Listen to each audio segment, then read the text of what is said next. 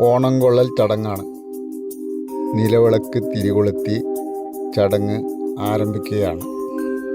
ഉത്രാട ദിവസം സന്ധ്യ കഴിഞ്ഞതിന് ശേഷമാണ് ഞങ്ങളുടെ നാട്ടിലെല്ലാം ഓണം കൊള്ളുക. വീടിൻ്റെ മുൻവശത്ത് വൃത്തത്തിൽ ചാണകം മെഴുകി അതിലാണ് തൃക്കാക്കരയപ്പനെ പ്രതിഷ്ഠിക്കുന്നത്. ഇത്തവണത്തെ ഉത്രാടം മഴയിലായതിനാൽ അകത്ത് തന്നെയാണ് ചടങ്ങുകൾ. അപ്പോൾ ചെറിയ മാറ്റങ്ങൾ വരുത്തേണ്ടതായും വന്നു. അരിമാവ് കലക്കി അണിയുന്ന ചടങ്ങാണ്. പീഠം വെച്ച് അതിന്മേലെയും അരിമാവ് കൊണ്ട് അണിയണം.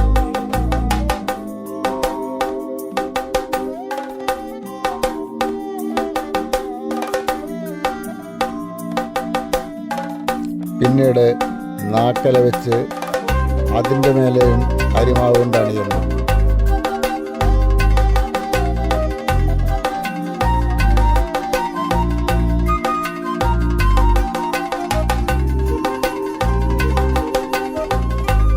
നാക്കലയ അണിഞ്ഞതിന് ശേഷം തൃക്കാക്കരപ്പനെയും രണ്ട് ഭാഗത്തും കാവൽക്കാരെയും വയ്ക്കുന്നു.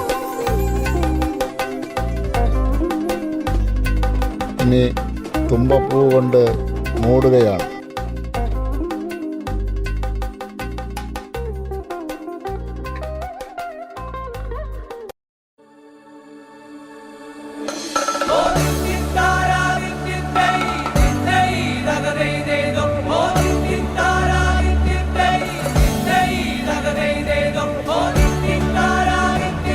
രണ്ട് ഭാഗത്തും അട വയ്ക്കുന്നു.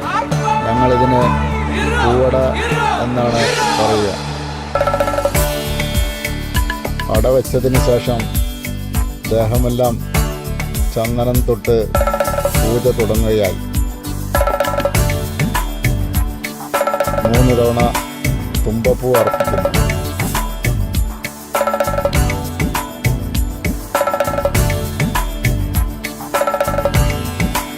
പിന്നീട് ജലം കൊണ്ടാണ് അർപ്പണം. പിന്നീട് ചന്ദനം അർപ്പിക്കുന്നു.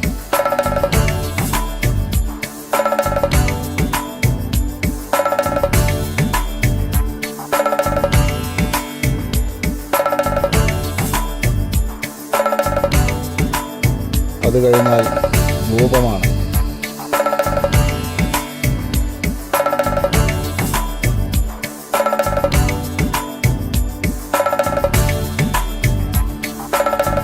ധൂപം കാട്ടിയതിന് ശേഷം ദീപം കൊണ്ടാണ് അർപ്പണം.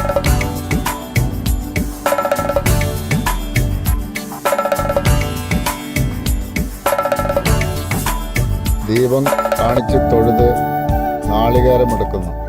നാളികേരത്തിനെയും പൂജിക്കണം.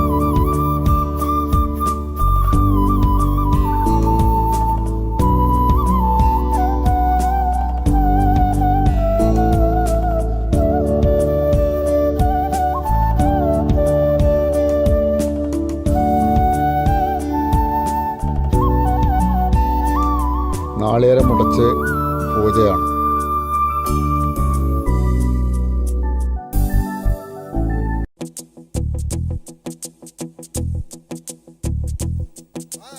നാളികേരം ഉടച്ചതിന് ശേഷം അത് 2 ഭാഗത്തും വെച്ച് അതിൽ വെള്ളമൊഴിച്ച് പൂവിടുന്നു.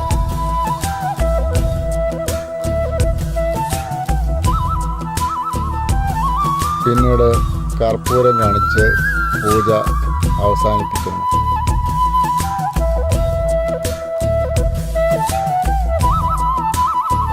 തൃക്കാക്കരപ്പനെ നന്നായി പ്രാർത്ഥിച്ച് കൂട്ടി തൊഴുത് ഓണത്തിന് മേലോട്ട് കയറ്റുകയാണ്.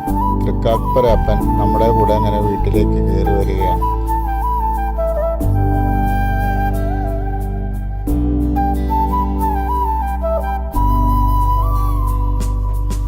എന്നതിന് ശേഷം ഓണം വിളിക്കുകയാണ്.